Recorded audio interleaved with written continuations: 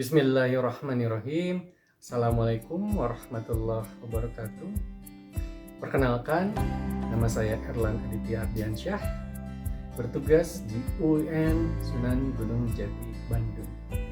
Saat ini saya membidangi ilmu bahasa, yaitu linguistik. Saya diberikan amanah untuk mengampu mata kuliah komparatif linguistik. Mata kuliah ini disajikan untuk menguatkan kompetensi mahasiswa untuk memenuhi profil lulusan analis bahasa. Dipandang perlu untuk menunjukkan kegiatan selama perkuliahan, saya akan menampilkan video pembelajaran pada perkuliahan Comparative Linguistics. Selamat menyaksikan. Bismillahirrahmanirrahim. Assalamualaikum warahmatullahi wabarakatuh. Waalaikumsalam warahmatullahi wabarakatuh. Teman-teman mahasiswa, selamat datang di mata kuliah Comparative Linguistics, di mana teman-teman ini sudah masuk ke semester 6.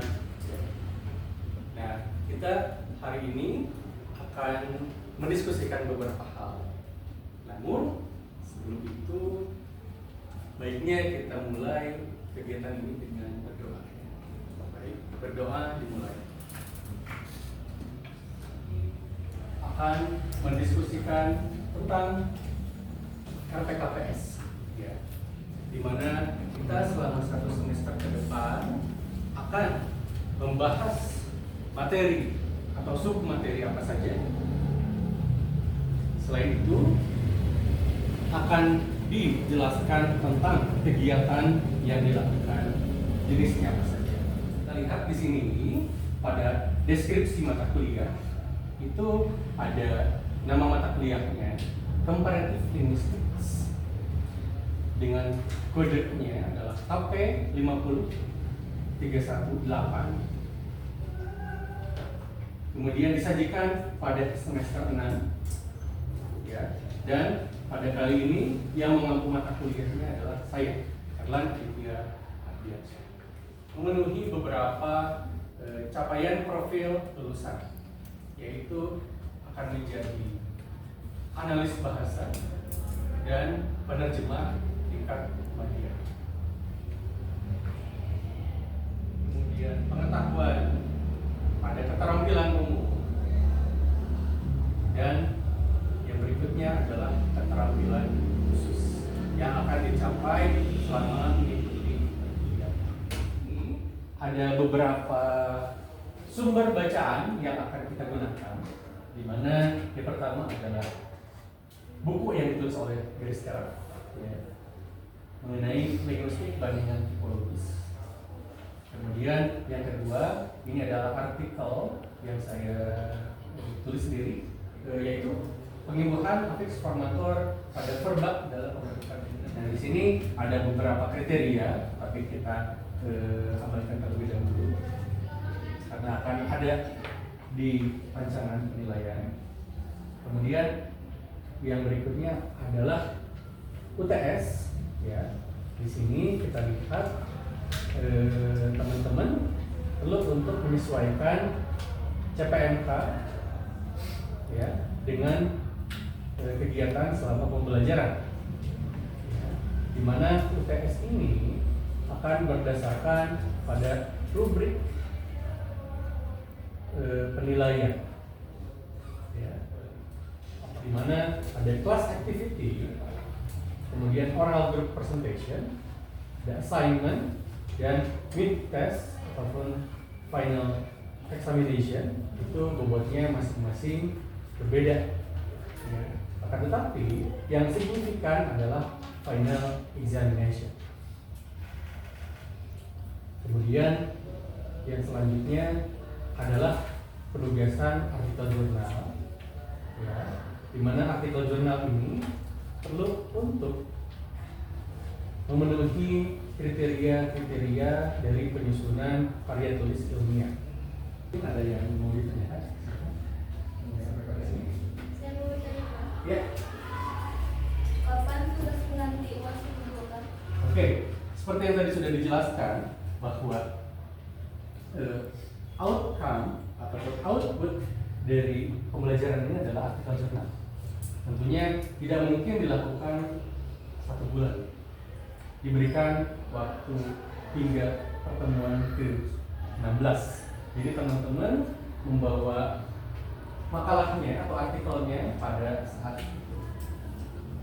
Ya, kurang lebih ada sekitar 15 pertemuan untuk menyelesaikan ataupun mulai melakukan penelitian mengenai komparatif linguistik.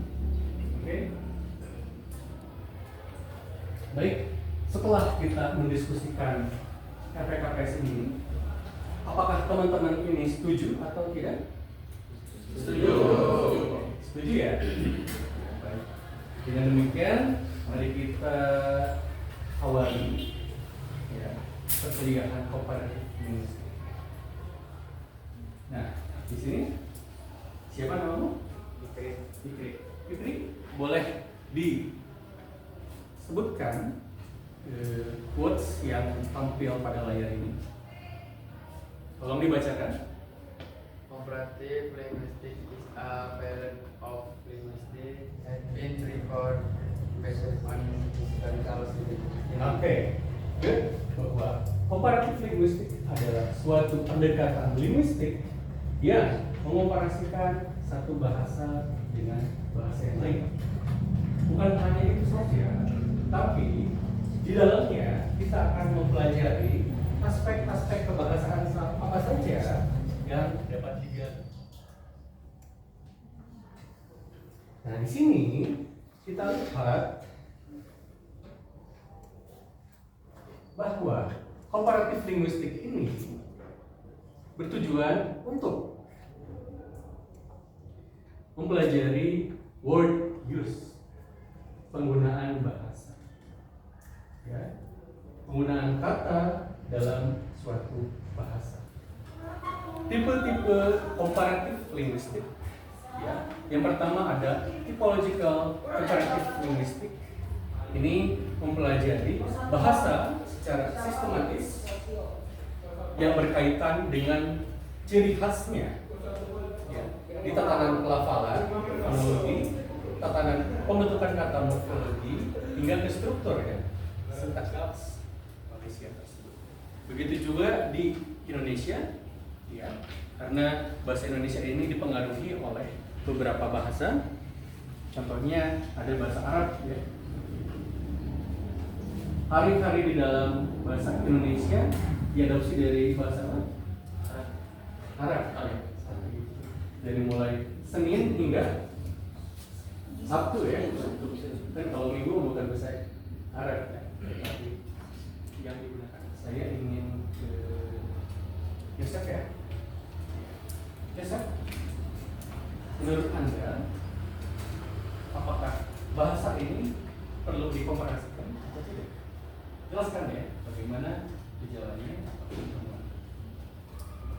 Menurut saya, jadi bahasa yang ada di dunia ini sangat perlu dikomparasikan. Kita dapat mengkomparasikan bahasa-bahasa di dunia ini untuk memahami perbedaan budaya, sejarah, dan juga cara berpikir manusia. Selain itu, kita juga dapat memahami, ya, menurut catatan yang saya miliki, linguistik komparatif atau bahasa komparasi ini kita dapat mengidentifikasi pola-pola bahasa. Dan juga kita dapat memahami lebih baik tentang asal-usul bahasa tertentu serta hubungan bahasa antar bahasa. Seperti bahasa Inggris yang termasuk rumpun Indo-Eropa dan juga bahasa Indonesia yang tentunya berrelasi dengan bahasa Melayu. Mungkin kesimpulannya bahasa yang ada di dunia ini perlu dikomparasikan. Oke, baik. Terima kasih atas jawabannya. Teman-teman, di sini saya memiliki cuplikan, ya. Bisa kita simak? Di sini adalah keunikan dari bahasa.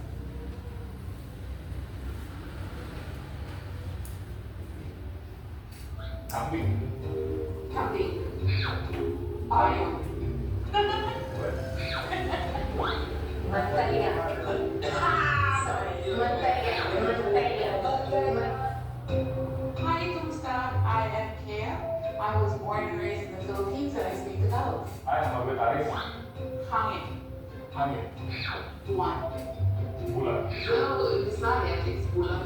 where? We decided the south of the Philippines, we do say bulan. Oh, kambing. Kambing. Payo. What? Ito. Lima. Baboy. Baboy. Baboy. Sandata. Sejarah. Oh, Koko. Manusa. We're neighbors. I know it's similar only because I've heard people here speak Indonesian and I can somewhat understand it. apakah dikatakan dari Sulawesi, Manado to Philippines. So, jadi maybe there's a lot of similarities because the people are just very close. I'm Marta Duas Alex. I work for the Portuguese service. I'm Irfan Tisan. You forgot who you were. Bola. Bola. Bola. Bola. Falso.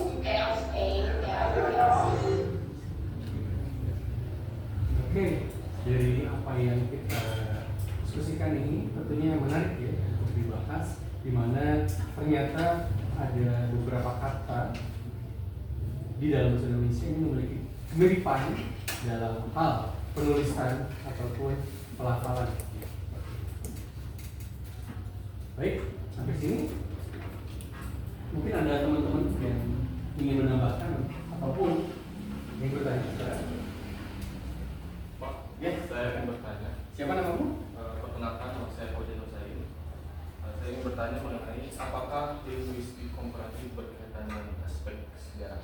Oke, yang tentunya tadi sudah disinggung ya bahwa komparatif linguistik ini memiliki irisan dengan faktor-faktor ataupun aspek-aspek kesejarahan. Seperti yang kita lihat tadi, ada beberapa kata di dalam bahasa Portugis ya yang sama ya. Apa kaitannya Indonesia dan Portugis? Indonesia pernah dikunjungi oleh Portugis. Ya, tentunya ada latar belakang yang cukup panjang untuk dideskripsikan.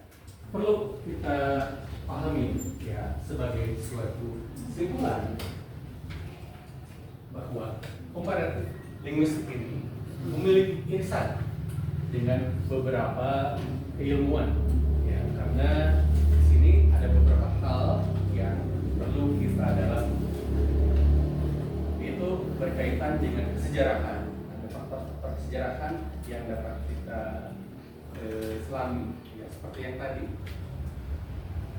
Baik, hari ini setelah kita sepakati bersama PKPS-nya dan kita mulai materinya, demikian hari ini kita lakukan perkuliahan. Terima kasih atas atensi dari teman-teman semua. Kita akan melakukan perkuliahan di minggu depan. Jangan lupa untuk mempersiapkan presentasi. Terima kasih. Assalamualaikum warahmatullahi wabarakatuh. Waalaikumsalam.